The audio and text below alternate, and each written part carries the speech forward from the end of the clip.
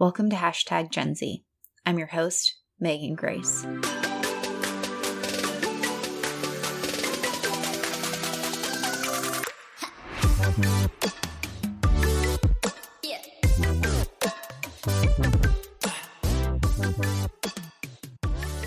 Welcome back. This is episode 17 of Hashtag Gen Z. As a lover of learning, I've been looking forward to this episode for a while now. And at the end of this episode, I have an exciting announcement that I'm thrilled to share with you. In this episode, we're discussing ways to engage Generation Z students and learners and create meaningful learning environments. As a current student, former instructor, and professional, I've been able to learn in a variety of learning environments, from formal classrooms to conference sessions and beyond. But how Generation Z prefers to learn and engage with information is different than previous generations and will necessitate that learning environments evolve. From our research, we've found that Generation Z loves to learn through intrapersonal methods, such as learning on their own, doing reflective work, pacing their own work, and being able to really learn alone, which is very counter to a lot of times this mindset of group activities or group projects. We've also found that they prefer experiential, hands-on methods of learning. So the ability to go out and actually apply what they're doing in a practical setting is critically important. So whether that is having a discussion in class after they've had the ability to dive into information on their own, or possibly practice in a lab, or do some sort of hands-on practical application is another way that they enjoy learning. We also have to make note of the fact that they are video-based learners. We've actually found that in our research, they prefer to utilize things like YouTube and other video-based platforms to take in and learn new information, whether that's watching a tutorial of some sort or looking at some video that overviews a concept. This is something that they're apt to and they enjoy doing. So weaving this all together can be really helpful in thinking about creating learning environments that are conducive to Generation Z's interests. Hey, this is William Tincup, and you should know about the You Should Know podcast. It's a topical, fun podcast with Ron, myself, and a guest, or guests, plural sometimes, and we tackle the most timely topics of the day. Give it a look, give it a listen, and subscribe. Thanks. For this episode, I wanted to feature a guest that works with students day in and day out in the classroom and thinking about constructing those learning environments. My guest this episode is Dr. James Downey, Vice President for Planning and Institutional Effectiveness at the Pittsburgh Theological Seminary in Pittsburgh, Pennsylvania. Dr. Downey provides oversight and guidance for all aspects of the continuous improvement efforts for the seminary, including outcomes assessment, strategic and facilities planning, and accreditation. Outside of the seminary, Dr. Downey consults with colleges and universities and teaches online courses in math and physics. He holds a graduate degree in nuclear physics from the Air Force Institute of Technology and a doctorate in aerospace engineering from the University of Illinois. He's also a fellow at the Kennedy School of Government at Harvard University. He's a broad background in national security policy, systems thinking, strategic planning, higher education administration, and institutional effectiveness. I connected with Dr. Downey after a conference session I was presenting at, and we have stayed in contact over the last year or so, as he's actually gone back into the classroom to start teaching, and he recognized that his students were different than 15 years ago. As he's teaching Generation Z college students, he's put in great effort to design learning environments for students that will be engaging and impactful. I'm excited to share his insights and experiences. I'm excited to welcome my guest for this episode, Jim Downey, who I was connected with a while back after he attended one of my sessions about Generation Z that I was speaking at a conference about. And so we've actually been able to keep in touch and kind of talk about how he's utilized some of those topics and concepts that I spoke about in his classes. So he's a professor that teaches physics classes at a college. And I'm actually going to turn it over to Jim to tell you a little bit more about himself. So welcome, Jim. Thank you for being here. Thanks, Megan. Yes, I know that the first time I heard you speak was actually here in Pittsburgh, and I found myself very intrigued by the things that you were doing around Generation Z students. And I kept that kind of running in my head, and I'll come back to where that comes into the class I did. But where I work is actually at a seminary. It's a Pittsburgh Theological Seminary, and I'm an administrator there. But for many years, I taught physics at a college, and I've done some online teaching, and I actually have 3 Generation Z kids, 3 daughters. And so those girls have been a real life everyday example of what it's like to be around Generation Z. And I have done a number of different jobs. I've lived in different places, but I've always, in one form or another, tried to stay in the area of teaching. So it's great that you have Gen Z at home because I feel like you've got like study subjects that you can just observe and see kind of some of this come to light. But you also have great sounding board too with them and be like, is this cool? Would this be interesting to some of the students of your age? So it's awesome that you've got them in not only in the classroom, but at home. And I love being able to hear about that. So really after we were connected at a conference, which is it's great to always be able to follow up with those people that you make these connections with, but you kind of got back into teaching courses again and you took some time off, correct? Well, I didn't exactly take time off, but what happened was the school that I had taught at for a number of years, which is called Grove City College, and it's north of Pittsburgh a ways, approached me last summer with a opportunity to teach a class. They had what often happens is a staffing shortage, and these were people I knew and had worked with, and they just asked me, "Would you be interested at all in taking on a class?" And I thought about it for a while, and we had some dialogue back and forth, and I finally agreed to do it. And it turned out that it was a class that I had actually taught previously when I worked at the school, but that was 16 years prior. So immediately I knew, or I thought, that I ought to ask myself whether I would want to even start trying to teach the class the same way I did literally nearly a generation ago. Yeah, your students 16 years ago were probably very different than those that you interacted with this fall. I can only imagine. I mean, I think about how much the world has changed in 16 years. So, when you were deciding, I'm going to redesign this course, what were some of the things that you were considering most? I did not want to do a straight up lecture class, which is still commonly used in physics. I wanted to have more interaction between myself and the students, but particularly between the students with each other.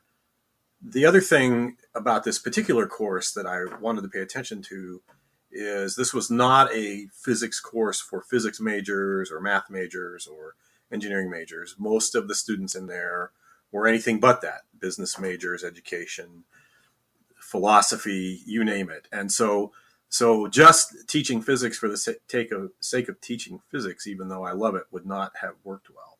So those were some things that were kind of floating around in my head. And then, as you alluded to, I have three Generation Z aged kids. And one of the things I know they do a lot is they do a lot of watching of video, and particularly YouTube and some others. And so that became something I thought I'd like to try to use as an example. And then probably the thing I would not have thought as much about 16 years ago, and I think it's just a progression of career opportunities or pondering how I might teach anything now versus in the past, was to ask myself, how can I make connections with the physics in other areas that link things together in almost like a systematic way, where you would ask, okay, what are the economic implications of something, the political, or can we talk about a policy issue that may be coming up for which there's some underlying physics, and how might you do that with this particular generation of students?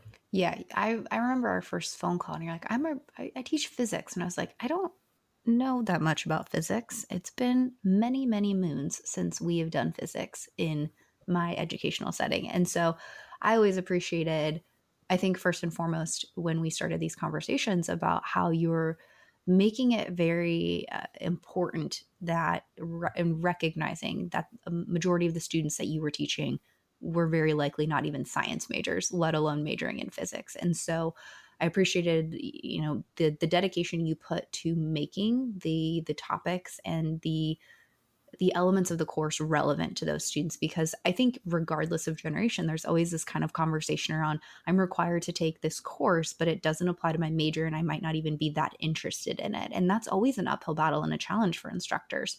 So I commend you on doing that. And I think that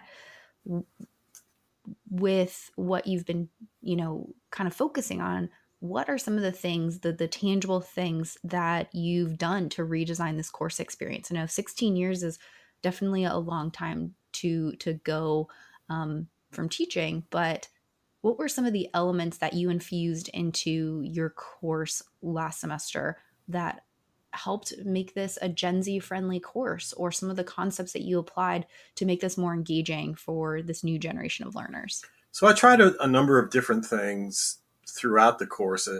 And I even told the students that to some extent they were a little bit of an experiment, and they seemed to be actually generally okay with that kind of thing, as long as I didn't take them too far down a crazy path. But right away at the beginning, one of the things that I did was I showed them a TED talk by an anthropologist. It caught my attention because the title, I don't remember the title exactly, but it was something along the lines of, why is it that poor people have ended up on the east side of the tracks? Which I thought was interesting. And so I watched the TED talk, and the author started initially talking about physics. He talked about the rotation of the earth and the fact that the predominant direction of wind is from west to east. And then he started to link together the economics and the political and social reality that when people started to congregate in urban areas and when the rail system started to develop, you had steam engines, which put out a lot of smoke. And because the wind generally goes from west to east, that smoke traveled in that direction. And so essentially, and in the most simplistic form, the wealthy people told the poor people, go live on the other side of the tracks, the east side of the tracks. So that was one of the ways that I tried to think about how to link together things that were about physics, but also about, in this case, some history and some economics and really social policy, if you will, that had real impact on real lives. And that particular one was fun because then later in the course, we actually got to a section of physics where we talked in a little more depth about the physics of why it would be from west to east. So I was able to revisit that particular thing. Another thing I did a lot was to put the students in small groups. And I think this isn't necessarily something that hasn't been done, but just getting out of the way, if you will, or if nothing else, just facilitating them and having dialogue. I would have them count off, and I would have them in groups of maybe 4 or 5. They might do a homework problem, they might do a concept problem, or something of that nature, and then they would essentially be teaching each other, and I was out of the way. I think that even just those two examples that you provided of connecting these concepts to real world and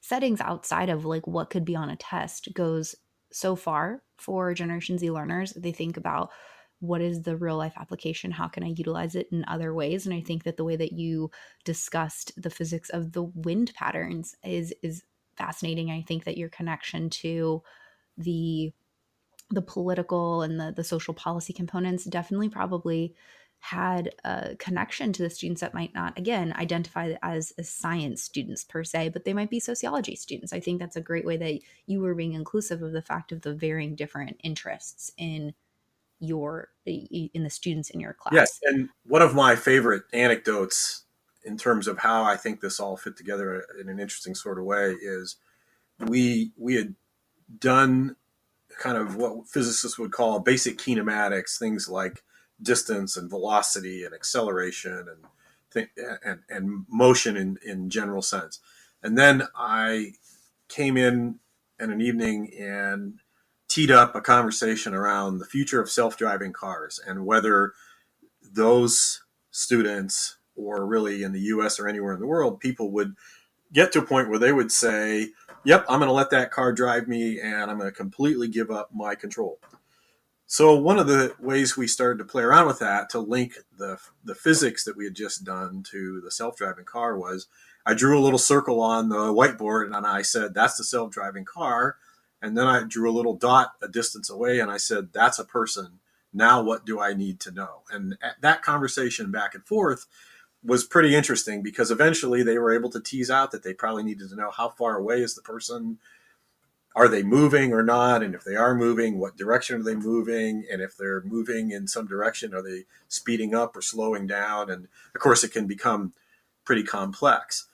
But then the other thing that I wove into that dialogue was I showed them a short video from a neuroscientist that talked about how human beings make decisions, and particularly how data influences their thinking around decision making.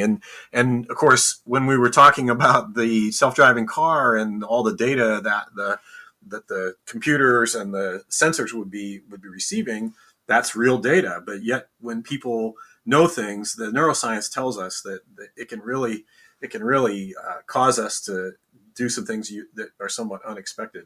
And at the end of all of that, a political science student came up to me and she literally said, "You have made a mess of my future." And it was a really fun conversation because she realized that what she thought would be very straightforward policy making, that she could go to Washington, D.C. and help solve the world's problems, was actually going to be a whole lot more complex than she had maybe even imagined before that. And that all came from just talking about basic kinematics and self-driving cars. There you are, just earth shattering to these students. But I mean, in a good way, you're exposing them to different perspectives. And I think that this student that was studying political science and had this policy future probably would have ever imagined. And she'll remember those because those were those moments that were kind of like the bright lights where the light bulb just went off and she's like, wow, this is illuminating for me. And I love the way that you've discussed and brought in more video into the learning environment. And I think that, we talked a lot about how sometimes it's difficult to almost like relinquish being able to be the deliverer of that knowledge, if you will, that it's a concept that you as a credible expert in this field are very able to talk about it, but the delivery method of that outcome can still be facilitated through different means, and how important video is to students today. That's one of the things that our research is pointing to, is that YouTube is not just a place where they're going to be entertained, but it's a place where they're also going to learn things and to be educated on things. And whether or not those videos are credible or completely accurate, it's still a place that they're going, and it's becoming more commonplace and more present in education as a tool, as a way that we can deliver that information, but also knowing that students are going to be in those settings. And I think you've done a really good job of curating almost a library of some of these resources. Would you be willing to kind of share how your process was with that and how you utilized that in your process of redesigning your course? So video is, I think, obviously something that has just exploded dramatically, but it isn't just Generation Z people using YouTube. I know I go to YouTube myself, especially for home improvement projects, because it doesn't take very long to find something good. But what I think is valuable in a setting like this class, I think there's two aspects that are good. First of all, as you alluded to, hopefully most instructors are reasonably expert in their discipline and the topic. And so they certainly could talk and lecture or present and do it quite credibly. But they're also should be gifted at curating information. So if you pick almost any topic and then do a search in YouTube, you might find 50 videos that are there. The question is, which one do you want to use that best represents what you're trying to talk about? And it might not necessarily just be about getting the physics exactly right, but it's also how it's presented, what the context in which it's presented. Is it entertaining or funny while still teaching? And so I think there's a bunch of things that an expert can curate and then use in the class in an effective way. The other thing that I think doing that benefits is it provides an opportunity to address what I would call kind of cultural or diversity issues. So, for example, if I'm a white male, the majority of my students were white students. I did have some students of color and some international students. And so I used the opportunity of videos to be careful to be very representative. So even though every time I spoke, I'm still going to be me, I was careful to think about which videos I would choose. And if it came down to two that seemed reasonably good, I would ask myself, all right, can this video also give me another opportunity for them to see a different kind of person? And particularly in science, where there's a lot of fear amongst people around science, and there's certain impressions about who can do science or should do science. And so I think that's actually another great opportunity that this kind of work presents.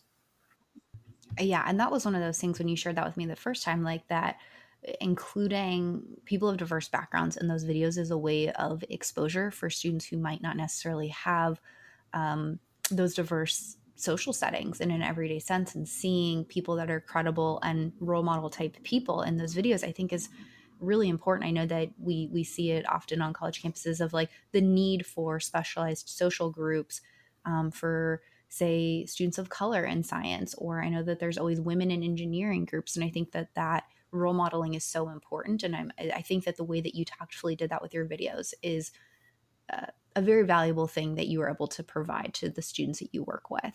Another thing that we've kind of discussed and I think would be of interest to maybe discuss a little bit more is how you incorporated student voice throughout and the way that you utilized polling and kind of these platforms to get to know your students and understand them a little bit better. You want to talk about how you incorporated some of that into your course this year and what have been some of the outcomes of doing so? I did a lot of work with live polling. Sometimes we did it more in a survey mode where they may get it before class, which actually gave me some insights that I could immediately respond to. But in the class, it was fun to pose questions, and they could be on various topics that we were discussing, or I particularly like to do it when we got around some of these policy issues to take the opportunity to do something live in class. They're of course very gifted with smartphones. Pretty much everybody has a smartphone, or they would have maybe a tablet or a laptop in the class.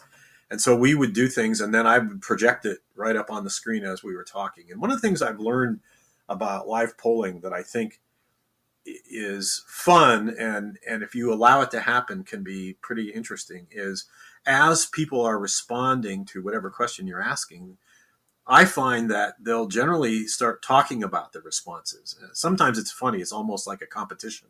But in other cases, they're seeing what's appearing on the screen, and that causes them to start having a dialogue amongst themselves about what those answers mean. And so it's a really great opportunity to both weave in a technology that Gen Z kind of students are very comfortable with, but add value to the conversation.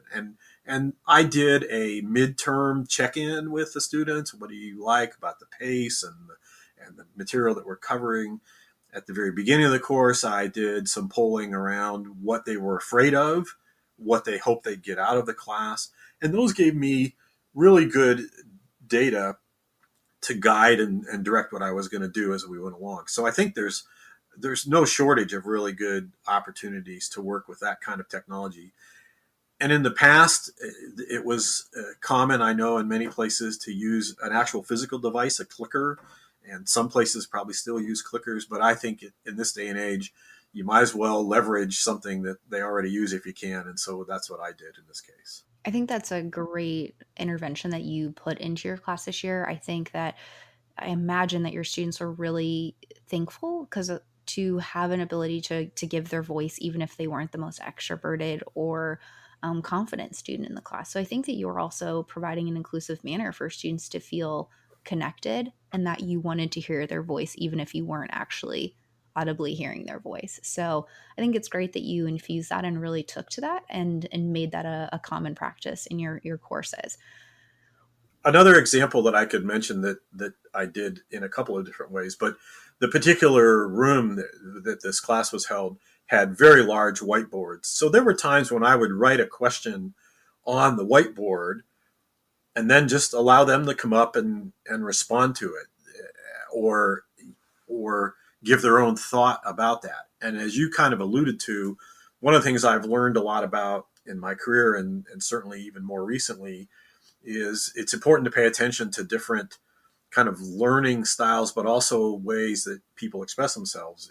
The classic introvert versus extrovert. And I think that you want to think about ways that tap into those differences. And so you can't always do it one way or another. And so the whiteboard was an opportunity for people who might not raise their hand and say anything to be able to come up and write something down. And I also use some of those kind of techniques in what some people would call think, pair, share. So they would be working on something and I'd ask them to, by themselves, jot down a response or an answer and then turn to somebody else near them and talk about it. So yeah, I think paying attention to all those kind of group dynamics and learning styles. And again, that's not uh, totally unique to Generation Z, but I think it's important to do everything you can to maximize the opportunity for them to learn. And you've mentioned a few different kind of interventions that you've included. So we talked about incorporating more video. We've talked about the small groups. We've talked about including polling and different ways for students to give voice. And while those are not necessarily, you've pointed out some of it's not necessarily completely specific to Gen Z, we've just evolved into knowing more about learning for students today, and it's kind of coalescing with this generation. But with this new generation of learners, if we're not cautious of it, we might be going back to practice of just doing things the same old way. And I can imagine other instructors, as they're listening, are probably like, Megan, you're telling me I need to redesign my course. And and it's not necessarily throwing everything out, but kind of making these small adaptations as you have discussed. However, I would never say that it's going to be an easy or seamless process. So do you want to talk about some of the challenges, if any, that you faced when you were redesigning components of your courses? I think anytime you take on the task of updating a course or trying to do things differently, especially if you've got a lot invested in it from years of work, it's just a fundamentally challenging thing to do. And so you have to be honest and recognize it'll take some work.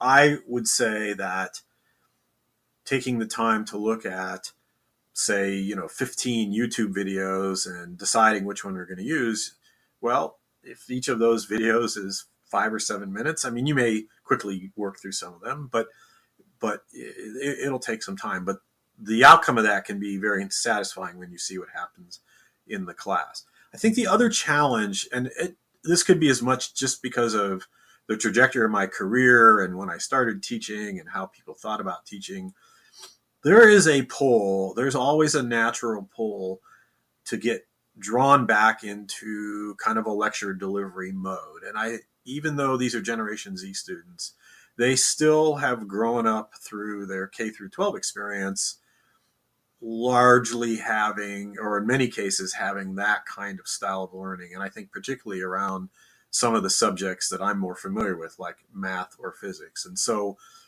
it's a pull because when you get challenged, we tend to default to either what we know or what is probably easier for us to do. So I found that happening sometimes. I also found the students themselves, because not everybody at any institution is thinking intentionally about all of these kinds of ways of teaching. And so they may come from a class right before your class that was strictly lecture, and now you're asking them to get into small groups. And some of them really appreciate that because it breaks up the monotony. But in other cases, it's like, why do you want me to learn this different way? Even though we know they actually do want to learn that different kind of way. So I think those are a couple of things that come to mind as far as the challenges.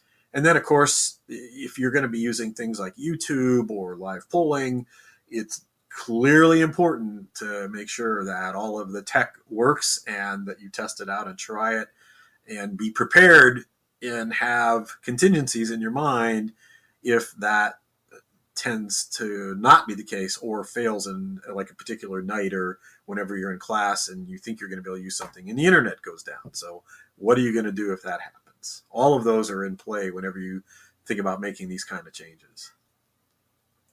So we talked about some of the challenges, but I can imagine that as Gen Z continues to come to campus and with their differing learning styles and their different perspectives, that we're going to have more conversation around designing courses and designing these learning environments. And I say learning environments because we know that learning takes place outside the classroom as well, in a variety of different extracurricular settings and different developmental opportunities. And so what advice would you give to anyone that's looking to redesign a learning environment for Gen Z or redesign a course or curriculum for Gen Z?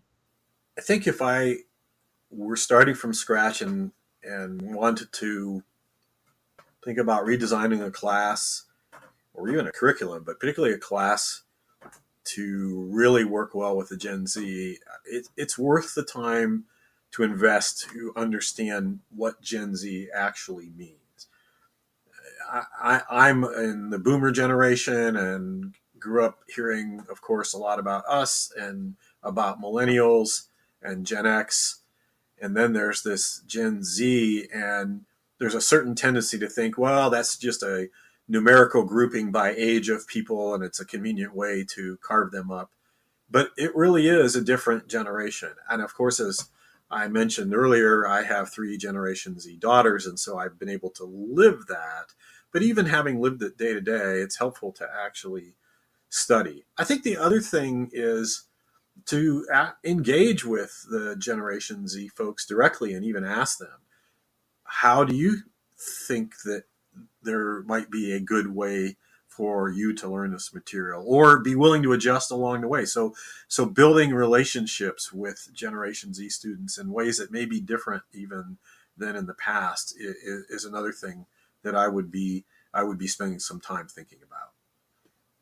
That is fantastic. And I think that the relationship component is so important. And a lot of our research is pointing to the fact that while we're living in a more technologically focused world and an online world, the importance of relationships between humans is going nowhere. And so even in these student and instructor, student and facilitator type relationships, it's so important to take that time to get to know them and give them that voice that you've mentioned multiple times in our conversation today. So I thank you for that, for taking that time and putting that focus back on the students and how they are different and they're changing these environments just purely by existing in them. Um, I know that I get to nerd out about Gen Z all the time and think of all my favorite things about them, and it seems like an endless list. But I like to ask this of every one of my guests. Jim, what is your favorite thing about working with and teaching and even raising members of Generation Z? Well, raising three Generation Z kids has been a lot of fun, because I think this issue we've just been talking about with regard to relationships can truly come into play. I've been amazed at the kind of relationships that we've been able to have with our kids. And sometimes it's been funny to the point where they will ask you about things that you reflect upon when you were that age and think, I would have never asked my parents that question. Why are they asking me this? And then you start to think, okay, well, this is part of how Generation Z actually sees themselves in a relationship with older people. And so I think that's been a lot of fun. I know that students, by and large, still really actually do want to learn. They might, in this case, they might have not necessarily chosen to take a physics class, but they were interested in learning, and they were particularly interested in learning how it would apply to them, and not just in a purely, I think, straight up practical way, like, will this help me get a better job or not? But how does it mean something in my life? And then, while I think this may be true in general of younger people, that just bring energy. They're just fun to be around. And I think if you're willing to invest time to get to know them and have some fun yourself with that it can be a great group of people to spend time with and to teach. Absolutely. I love the ability to spend time with Gen Z when it does come up. And I agree. They are really fun and they're full of this energy and positive energy. And I think about how lucky I, as a member of an older generation, and you as a parent and instructor, we get to be a part of their growing up and construction of the world and how they're learning about it. And I think that's a huge privilege that we all get to share and be a part of that energy. So I constantly think about how I can be a better advocate and foster that positive energy and that curiosity to learn. So, Jim, I want to thank you for coming on today and discussing how you've redesigned some of your learning environments for the students that you're interacting with. I think that you've piloted some really great interventions, and I know that you've shared that your students have appreciated that. So it's always awesome to hear some success in people taking the leap, and as you said, making the investment in creating these environments for students. So thank you for creating those good environments and for sharing about them today. Well, Megan, thank you for inviting me on for this podcast. I know when I first heard you speak, the room was packed with people, and a lot of the people that were in that room were people that were from my generation or close to my generation. And I just thought that was pretty amazing. And then I had the opportunity to hear you last summer at a national conference again, and the room was packed with people. So that's very encouraging to me, and it suggests a couple things. One, you're working in an area that really matters and that can help education and people in general, and that there's a lot of folks in the higher education world in particular, or even I'm sure in the K through 12 world, that are really trying to learn how to do the best they can to help people in this generation learn and grow and enter the world. So I appreciate the work that you do, and it's been an awful lot of fun to engage with you as I've worked my way through redesigning this class and even thinking about how it will play out in other ways in my life going forward. Man, you make me sound so cool. But thank you again for being here today. And I really have appreciated our conversations and what you're doing for your students. What I love about the Workforce Agility Limited Series by Cornerstone was we talked to executives and customers all about skills. Skills. Cornerstone has a wonderful background in learning and development, training, etc. Their LMS is world class, but they've centered the business now, not just on that, like building upon that, but building upon how everything has moved to the skills economy. So check out the limited series called Workforce Agility, and you can get it wherever you get your podcast. And it's just a wonderful series where we talk to their executives on the shift of why, and also their customers that are using it. So check it out whenever you get a chance. Appreciate it.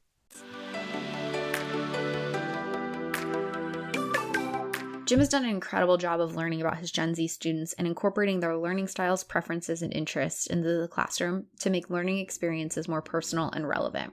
As he pointed out, it's no easy task to rethink curriculum or course structures, but when a group of students comes in with a new way of learning and a desire to do so, it is up to educators to rise to the occasion. I'm looking forward to seeing how Jim continues to refine his teaching practice to better engage students in learning. And speaking of better engaging students in learning, remember that exciting announcement I mentioned at the beginning of this episode? Well, I'm excited to share that Dr. Corey C. Miller and I have released a new guidebook discussing just that.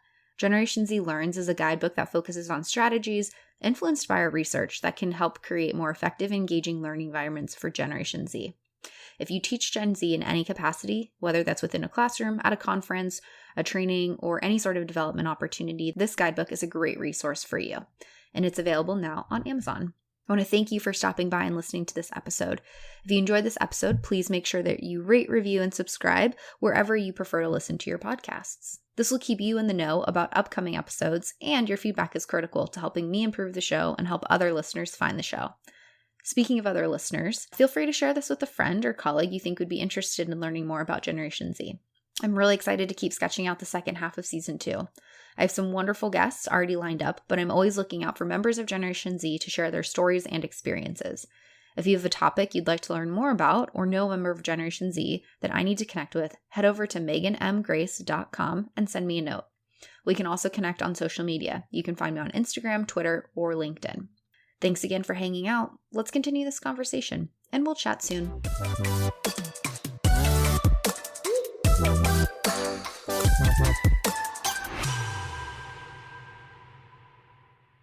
How do you feel when you switch to Geico and save on your car insurance? It's like getting right out of bed late for work, yet your hair looks immaculate. No blow dryer, no comb, no sculpting gel. Just a flawless look. As if you walked out of your house and straight onto the cover of a men's fashion magazine. Good morning, Steven. Oh, have you done something new with your hair? It looks amazing. They don't have the slightest clue you were half asleep, drooling on your pillow not 10 minutes ago. Yep, switching and saving with Geico feels just like that. Get more with Geico.